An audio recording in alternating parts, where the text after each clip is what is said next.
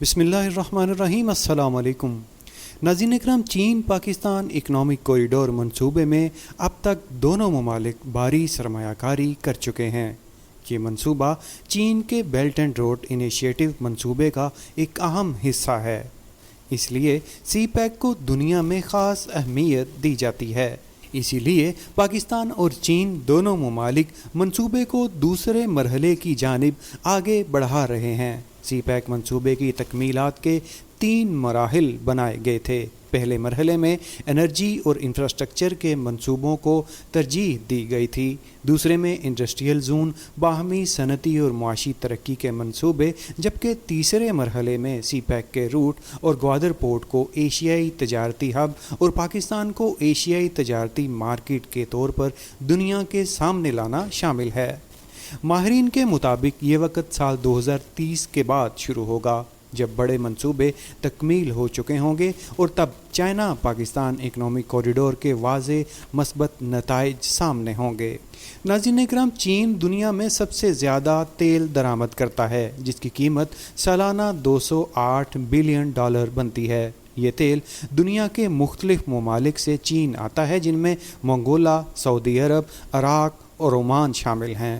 چین سالانہ سعودی عرب سے $38 بلین، عراق سے $23 بلین، عمان اور انگولا سے $36 بلین کا سالانہ تیل خریدتا ہے۔ یہ تیل لمبے سمندری راستوں سے ہوتا ہوا چین پہنچتا ہے، جس پر وقت اور لاگت زیادہ آتی ہے۔ چین اگر یہی تیل پاکستان کے راستے منگوانا شروع کرتا ہے اور یہاں آئل ریفائنریز لگا کر اس تیل کو بذریعہ ریل روانہ کیا جاتا ہے، تو اس سے پاکستان کو سالانہ بلین ڈالرز کا منافع ہو سکتا ہے، جبکہ چین کو بروقت کم لاگت پر تیل مہیا ہوگا۔ ناظرین اکرام، یہ صرف چین میں تیل کی برآمدات کا تخمینہ ہے، جبکہ چین ان گلف ممالک کو اس سے کہیں زیادہ اپنی مصنوعات فروخت کرتا ہے۔ یہی وہ نقطہ ہے جس سے سی پیک کی اہمیت واضح ہوتی ہے، اور اس منصوبے کی کامیابی کے لیے چین پاکستان بلین ڈالرز کی سرمایہ کاری کر رہے ہیں۔ دنیا کی ایکسپورٹ کو دیکھا جائے تو چین دنیا میں پہلے نمبر پر سب سے زیادہ ایکسپورٹ کرتا ہے۔ پوری دنیا کی تجارت میں 15% ایکسپورٹ یہاں سے ہوتی ہیں، جن کی مالیت $4.6 ٹریلین بنتی ہے۔ اس لیے بیلٹ اینڈ روڈ انیشیٹو منصوبے کی سب سے زیادہ ضرورت چین کو ہے۔ ان منصوبوں کے تحت چین ساری دنیا میں انفراسٹرکچر کو بڑھا رہا ہے، اور سی پیک انہی منصوبوں کا ایک اہم حصہ ہے۔ اس منصوبے سے چین کو تو فائدہ ہوگا ہی، لیکن ساتھ ہی پاکستان کو نئی تعمیرات کے علاوہ بے شمار ترقی کے مواقع ملیں گے۔ سی پیک کے تحت پاکستان کو انرجی، انفراسٹرکچر، زراعت، انڈسٹری سمیت دیگر کئی شعبوں میں خاصی ترقی حاصل ہو چکی ہے، اور لاکھوں کی تعداد میں ملازمتوں کے مواقع پیش آئے ہیں۔ جبکہ سی پیک کا وژن بہت وسیع ہے۔ یہ وہ منصوبہ ہے جس کی تعمیرات سے ایشیا کے کئی ممالک کو ترقی کے مواقع میسر آئیں گے، اور چین کو عرب ممالک تک آسان تجارتی رسائی حاصل ہوگی۔ چین کی ایک رپورٹ کے مطابق گزشتہ 10 سالوں میں سی پیک منصوبوں کی صرف شروعات ہوئی ہے، ابھی اسے بہت آگے لے جانا ہے۔ سی پیک کے 10 سال مکمل ہونے پر حال ہی میں ایک تقریب منعقد کی گئی تھی، جس میں چین کے نائب وزیر اعظم سمیت دونوں ممالک کے مختلف شعبوں سے تعلق رکھنے والے اعلیٰ سطح کے وزیروں اور مشیروں نے شرکت کی تھی۔ اس تقریب میں تمام منصوبوں کی رپورٹس پیش کی گئی تھی، اور ان منصوبوں کی تعمیرات شروع کرنے پر اتفاق کیا گیا، جو سی پیک میں اہم حیثیت رکھتے ہیں، لیکن اب تک جن کی تعمیر شروع نہیں ہو سکی، جن میں ML1 سر فہرست ہے۔ نئی پلاننگ کے تحت وہ منصوبے جو کسی نہ کسی وجہ سے رکے ہوئے ہیں اور جو تعمیرات میں تاخیر کا شکار ہیں، ان پر کام کی رفتار تیز کی جا رہی ہے۔ چین کے نائب وزیر اعظم ہی لینگ گزشتہ دنوں سی پیک کے 10 سال مکمل ہونے پر پاکستان آئے تھے۔ اس موقع پر دونوں ممالک کے درمیان مفاہمت کی 6 دستاویزات اور یادداشتوں پر دستخط کیے گئے ہیں۔ ان معاہدوں کے مطابق ML1 اور کراچی سرکلر ریلوے جیسے اہم منصوبوں پر پیش قدمی شروع کی جائے گی، اور ان منصوبوں کی تکمیلات کو یقینی بنایا جائے گا۔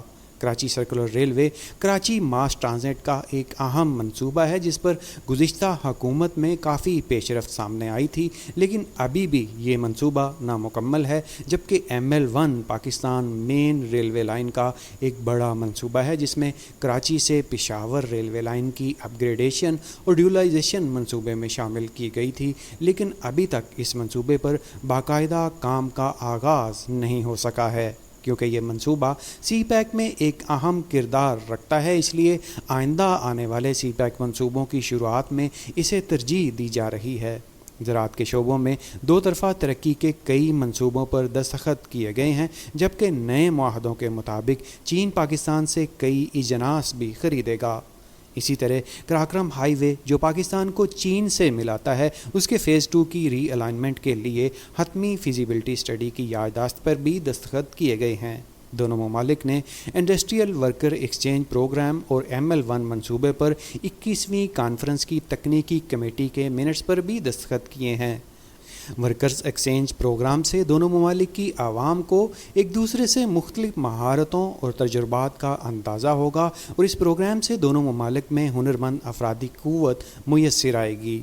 इसके अलावा इस्लामाबाद में बैंक ऑफ चाइना की पहली ब्रांच का इफ्तिताह भी किया गया है। ये पाकिस्तान में बैंक ऑफ चाइना की दूसरी ब्रांच है। इससे कबल 2017 में पहली ब्रांच कराची में खोली गई थी। इन ब्रांचों का मकसद चीन की करेंसी में लेन देन को मुमकिन बनाना है, जबकि ये पाकिस्तान को आलमी सतह पर उजागर करने में भी कामयाब साबित होंगी।